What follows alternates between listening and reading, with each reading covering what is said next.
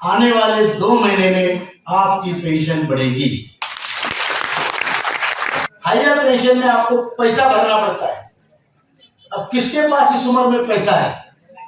जिसके पास है वो भरे, लेकिन आपको पैसा भरने के बाद भी उस पेंशन पर डीए नहीं है। आप सभी का ये संघर्ष पिछले 8 सालों का है।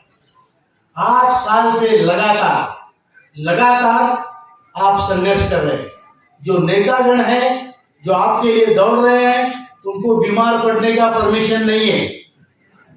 बीमार नहीं पड़ सकता, परमिशन नहीं है। इतना मेहनत करने के बाद, पूरा स्टडी करने के बाद, एक स्टडी आंदोलन है, पूरा अभ्यास किया हुआ आंदोलन है। इसमें फिजिकल एफर्ट्स भी है, मेंटल एफर्ट्स भी है, दौड़ भाग है, संयम है, बहुत संयम है। और इसका परिणाम ये हुआ कि आदरणीय प्रधानमंत्री जी ने आपको 2 बार बुलाया, आधा घंटा 2 बार चर्चा की। और जब उन्होंने चर्चा की तो उन्होंने ये प्रॉमिस किया कि ये काम होना ही चाहिए। और मैं आपके साथ हूं, आपका प्रधान सेवक हूं। फिर भी काम नहीं हो रहा था, हम परेशान थे। लोग हमें पूछ रहे थे, उनको पूछने का हक भी है। अगर ये काम हम किसी के नौकरी नहीं कर रहे, अपने हाथ से वॉलेंटियरली ये काम हमने लिया है, तो ये हमारी जिम्मेदारी बनती है कि लोगों को जवाबदेह बने। और आज वित्त मंत्री जी ने आपको 2 बार बुलाया, आधा घंटा चर्चा की। निर्मला सीतारमण जी के ट्विटर पे उन्होंने डाला, today I met commander Ashok Raut and NSC team and discussed with them about pension. ये ट्विटर पे डाला फाइनेंस मिनिस्टर। लेबर मिनिस्टर की हमारे साथ कम से कम 20 से ज्यादा मीटिंगें हुई है। 4th लेबर मिनिस्टर है जिनके साथ मीटिंग हो रही है। काम हो रहे हैं।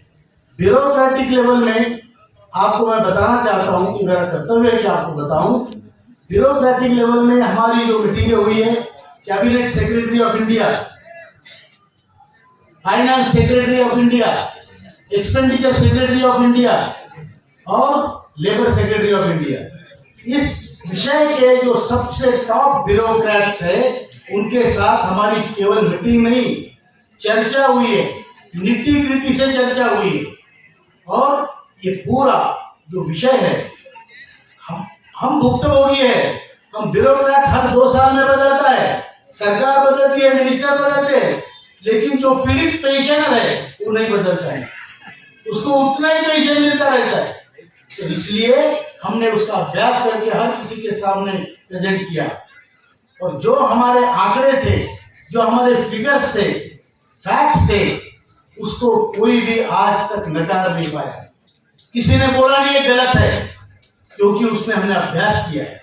हमारे पास आप लोगों में बहुत बड़े विद्वान लोग बैठे हैं, पूरे देश में हमारे लोग हैं, और जिसकी जो क्षमता है उसके अनुसार उसको काम मिलता है।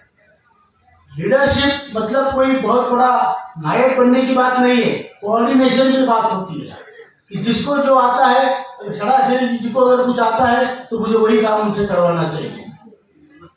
नंदेंद्र गौड़ा जी को उनकी कैपेसिटी है, वो काम हमने करना चाहिए। इस प्रकार हमने ये आंदोलन इसलिए छेड़ा है, ये केवल पैसों की बात नहीं है। पैसा है तो हमारा मान सम्मान है। आज 36,60,000 इतने लोगों को 1,000 से कम पेंशन है। 36,60,000 समझ में आ रहा है ना? इतने लोगों को पेंशन 1,000 से कम मिलती है।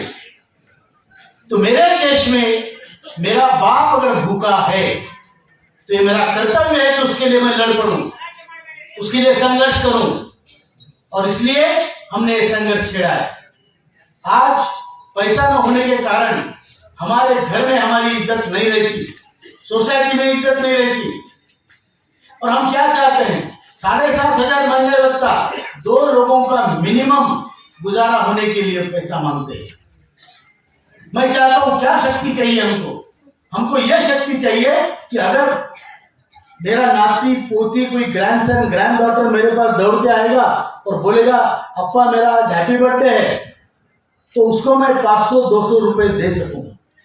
ये क्षमता हम चाहते हैं। हम चाहते हैं कि हमारे देश की संस्कृति बची रहे, जहां मातृदेवो भव, पितृदेवो भव, गुरुदेवो भव की संस्कृति है। अगर हमारे घर में हमारा बाप, हमारी माँ अपमानित होती है, तो संस्कृति को बहुत बड़ा धक्का है। यह हमारा मानना है। हम चाहते हैं कि हमारे माँ बाप की इज्जत बची रहे, और जो पहली पीढ़ी है उसका तीसरी पीढ़ी से संपर्क हो। पहली पीढ़ी का तीसरी पीढ़ी से संपर्क होगा, तभी संस्कृति का जतन होगा, संस्कृति का वहन होगा, अन्यथा नहीं होगा। और इसलिए हम पहली पीढ़ी और तीसरी पीढ़ी का संपर्क बनाना चाहते हो। कैसे बनेगा? मेरा नाती, मेरा पोती मेरे पास इसीलिए आएगा कि मैं कभी कभी उसको चॉकलेट खिलाता हूँ, कभी कभी उसके हाथ में पैसा रखता हूँ। बराबर है? बराबर है कि गलत है? तो मेरे में ये शक्ति चाहिए कि मेरी तीसरी पीढ़ी मेरे पास आए। अगर मेरे पास पैसा नहीं है तो नहीं आएगा। तो फुकट का ज्ञान किसी को नहीं चाहिए। बराबर है कि नहीं? वो बोलेगा बुलाता तो है, देता कुछ नहीं, ज्ञान पिला देता है। कि हमारे जमाने में हम इतने स्ट्रिक्ट थे, पैसा तो देता नहीं है। आज की पीढ़ी को जो चाहिए वो हमारी पहली पीढ़ी देने को सकनी चाहिए। यह हमारा उद्देश्य है। हमारा उद्देश्य है कि हमारे देश का बुजुर्ग स्वाभिमान से जिए। अगर मेरे घर में मेरी बहू मेरा अपमान करती है, तो मेरे पास अगर 10,000 रुपए है, तो मैं 2,000 का टीन शेड में भाड़े पे रहूंगा, किराए पे, और मैं और मेरी बीवी हम दोनों वहां जिएंगे, लेकिन अपना स्वाभिमान नहीं खोएंगे। अगर वो नौबत आती है तो इसलिए हमको चाहिए कि हमें अपना अधिकार मिले। वो केवल पैसों का विषय नहीं होता। और ये बात हमने प्रधानमंत्री जी को भी कही है, ये बात हमने वित्त मंत्री जी को भी कही है, और ये बात हमने लेबर मिनिस्टर को भी कही है। और इसलिए हमारा संघर्ष सफल है, क्योंकि हम इसमें कोई स्वार्थी नहीं है। यहां जो सिस्टम इस संगठन में है वो ये है कि हमारे देश में एक, आप देखो हिस्ट्री में हमारे देश में बड़े बड़े राजा हुए, बहुत अमीर राजा हुए, बहुत पराक्रमी राजा हुए, बड़े बड़े उनके पास सैन्य थे, लेकिन पूजा सिर्फ राम की होती है, क्योंकि उसने त्याग किया है। त्याग, ये संगठन त्याग पर आधारित है। अगर कुछ त्याग कर सकते हो तो आप इसमें टिक सकते हो। अगर इसमें से कुछ कमाने की कोशिश की तो आप यहां नहीं टिक सकते। गरीब लोगों के पैसे लेके अगर आप कुछ फ्रॉड कर रहे हो तो यहां आप टिक ही नहीं सकते। हमारे संगठन का जो पैसों का व्यवहार है, मैं बताता हूं कैसे चलता है। वासु साहब ने भाषण में बहुत अच्छा कहा इसके लिए। मैं कहता हूं आपको, हमारे संगठन में ये चलता है मंदिर जैसा। जो मंदिर की सिस्टम है वो सिस्टम इस संगठन में है। आप कहीं गए होंगे साईं बाबा, शिरडी, कहीं भी मंदिर, जहां मंदिर है, वहां आपको कोई कितना पैसा पेटी में डाल रहा है कोई चेक नहीं करता। भगवान चेक करता है क्या? कितना पैसा डाला? नहीं, वो चेक नहीं करता। आपने पैसा नहीं भी डाला तो भी चलेगा, दर्शन नहीं भी दिया तो भी चलेगा, लेकिन खाना पेट भर के खा के जाना है। यही सिस्टम अपने संगठन का है। साल के हम लेते हैं 120 रुपया, वो भी वॉलेंटियरली, दिल किया मन से लगा कि देना है तो दो।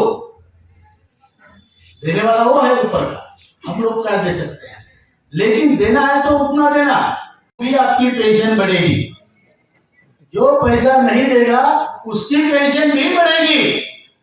तो पैसा देना कंपलसरी नहीं है। इच्छा है, आपको लगता है सोशल वर्क में हम काम करें तो आप आर्थिक सहायता दे सकते हैं।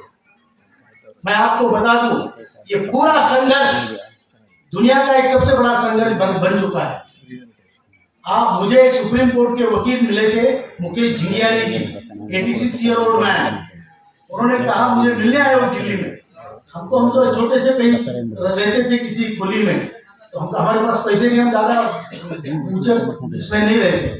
तो हम लोग इंडिया गेट पे बुला के मुझे मिलने आए, और उन्होंने क्या, कमांडर साहब क्या आप जानते हैं आपका संगठन ज्येष्ठ नागरिकों का दुनिया का सबसे बड़ा संगठन है। और ये सब आपने किया है, आपकी मेहनत। और आज इस संगठन की दखल पूरी सिस्टम ले रही है। नरगुन साहब ने आपको बताया, तो हमने उनको कहा मैं अपना भाषण थोड़ा छोटा करता हूं ताकि इनको ट्रांसलेशन भी करना पड़ता है। और मेरी हिंदी शायद आपके तक, कितने लोगों को हिंदी समझ में आ रही है और कितने लोगों को नहीं समझ में आ रही है? हाँ, तो मैं थोड़ी देर में खत्म करता हूं, उसके बाद फिर सर बोलेंगे। तो अभी ये संघर्ष है, ये अंतिम क्षण में है। आने वाले 2 महीने में आपकी पेंशन बढ़ेगी, लेकिन हमने संघर्ष रोका नहीं है। हमने अपनी तलवार म्यान से अंदर नहीं डाली, हाथ रखा है उसके हैंडल पर। अगर काम होता है तो उसको म्यान कर देंगे, हाथ जोड़ देंगे, और काम नहीं होता तो तलवार को फिर खींच लेंगे। मंजूर है? तो हमारा संघर्ष तब तक नहीं रुकेगा जब तक हमारे खाते में, अकाउंट में पैसा नहीं आता। ये हमारा संकल्प है। दूसरी बात, हमने वहां पे जो रिकमेंडेशन दिए वो ये दिए कि 7,500 महीना भत्ता मिनिमम पेंशन होनी चाहिए। मतलब जिसको 1,000 या कम पेंशन है उसको 7,500 और महीने भत्ता मिलना चाहिए। जिसको 2,000 है अपने आप को 8,500 प्लस महीने भत्ता होना चाहिए। इसका मतलब जो आज की पेंशन है उसमें 6,500, 6,500 रुपया और डीए लगना चाहिए। 3,000 है तो 9,500 प्लस डीए हो जाएगा। ये हमने वहां पे मांग रखी है। दूसरी इंपॉर्टेंट मांग ये रखी है कि जो अभी भारत आयुष्मान योजना में लोगों को 70 साल के बाद सबको फ्री मेडिकल सुविधा है, तो हमने मंत्री जी को बोला उन लोगों के लिए ठीक है, कामगार के लिए 58 साल के बाद ही शुरू होनी चाहिए। जो ईपीएस 95 पे कामगार है, 58 साल के उम्र के बाद, तुरंत रिटायरमेंट के बाद मेडिकल कवर में वो आना चाहिए। तो उन्होंने कहा ये बात हम कर सकते हैं। 58 और 70 के बीच में 12 साल उनको हम ईएसआई में जोड़ेंगे। ईएसआई में जोड़ के उसके बाद 70 साल के होने के बाद ऑटोमेटिकली वो आयुष्मान भारत में आ जाएंगे। इस पर भी उनका विचार है। और दूसरी बात हमने कहा ये पेंशन कैसी बढ़ाई जा सकती है। हमने ये बोला इतना इंटरेस्ट आपका है 58,000 करोड़ हर साल का, वो पूरा इंटरेस्ट पेंशन में डालो। अभी 14,000 करोड़ दे रहे, पूरा इंटरेस्ट पेंशन में डालो। आपका कॉर्पस बढ़ता रहेगा क्योंकि आपका कंट्रीब्यूशन आता रहेगा।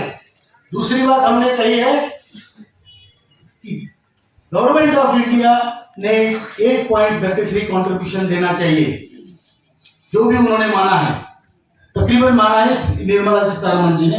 कितने परसेंट देते मालूम नहीं, लेकिन इन प्रिंसिपल शी एग्री। और तीसरा हमसे ले लो, हमारा 8.33 जाता है पेंशन में 12% से मालिक के, उसको बढ़ाओ 2% और बढ़ाओ। और जो सीलिंग 15,00,000 की है उसको 25,000 करो। लेकिन हमको रिस्पेक्टेबल पेंशन दो। हम तीनों कंट्रीब्यूट करेंगे, हम भी, आप भी और फाइनेंस मिनिस्टर। तो इस पर तकरीबन उन्होंने ये बात इन प्रिंसिपल मानी है। होता क्या है देखेंगे, ये है। फिर हमने दूसरी बात कही minimum pension and higher pension दोनों एक साथ डिक्लेयर करके लोगों को चॉइस दो। जो टिक मार्क ए होगा मिनिमम पेंशन लेगा, टिक मार्क बी है हायर पेंशन लगेगी। हायर पेंशन में आपको पैसा भरना पड़ता है। अब किसके पास इस उम्र में पैसा है? जिसके पास है वो भरे, लेकिन आपको पैसा भरने के बाद भी उस पेंशन पर डीए नहीं है, नरकुल सर ने बताया। और मिनिमम पेंशन में डीए है वो बढ़ती जाएगी। और अगर आपको 12 लाख रुपए भरने हैं, 14 लाख रुपए भरने हैं, तो उससे अच्छा है आप कहीं कोऑपरेटिव बैंक में डाल दो, ज्यादा पैसा मिलेगा सोसाइटी से और पैसा भी वापिस मिलेगा। यहाँ तो भरेंगे तो वापिस नहीं आएगा, वो बरमुडा ट्रायंगल है, ईपीएफओ बरमुडा ट्रायंगल है। सारी बातें हमने उनको कही है और इन प्रिंसिपल इस पर मंत्री जी ने विचार किया है और उन्होंने कहा है कि आपके मुद्दे बिल्कुल सही है और हम इसमें विचार करेंगे।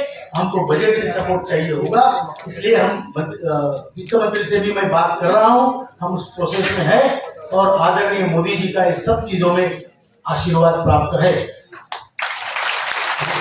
मंत्री जी ने बोला मैं सिर्फ मंत्री हूँ, मैं नेता नहीं हूँ, देश में एक ही नेता है मोदी जी, ऐसा उनका कहना था और बराबर भी है।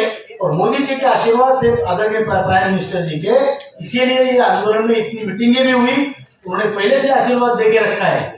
लेकिन हमको ये देखना है कि लोगों की अपेक्षाएं पूरी हो, ये नहीं कि बोला कुछ और दिया कुछ, ये हम सहन नहीं करेंगे। बराबर है? अगर हमारी अपेक्षा पूरी नहीं हुई तो हम ये सहन नहीं करेंगे, फिर खड़े होंगे, लड़ेंगे, क्योंकि हम जानते हैं घर में सड़ते सड़ते मरने से अच्छा है हम लड़ते लड़ते मरे। बराबर है? इतना ही कहता हूँ, ज्यादा आपका समय इसलिए नहीं लूंगा कि हिंदी ज्यादा फॉलो भी नहीं हो रही है और मंजुनाथ जी भी यहाँ एक्सप्लेन कर देंगे। आप 2 नारे लगा रहे, कोई भेदभाव नहीं यहाँ पे, यहाँ धर्म का ना जाति का, कर्म का रिश्ता है। बराबर है? कामगार है तो कर्म का रिश्ता है। हम सब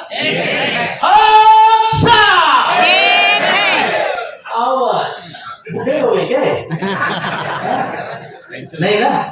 हम सब जो बुढ़े हैं हाथ मत उठाना, दुख सकता है। हम सब दूसरा हमारा नारा है ज्येष्ठ भारत श्रेष्ठ भारत। हमारा भारत देश दुनिया में ज्येष्ठ है और दुनिया में श्रेष्ठ है, हमारा मानना है। मैडम बताएंगी ऑस्ट्रेलिया से आई, हमारा भारत देश दुनिया में ज्येष्ठ है और श्रेष्ठ है और उस देश के हम ज्येष्ठ और श्रेष्ठ नागरिक हैं, इसका हमें अभिमान है और इसलिए हमें नारा देना है ज्येष्ठ भारत ज्येष्ठ भारत ज्येष्ठ भारत ज्येष्ठ भारत। धन्यवाद।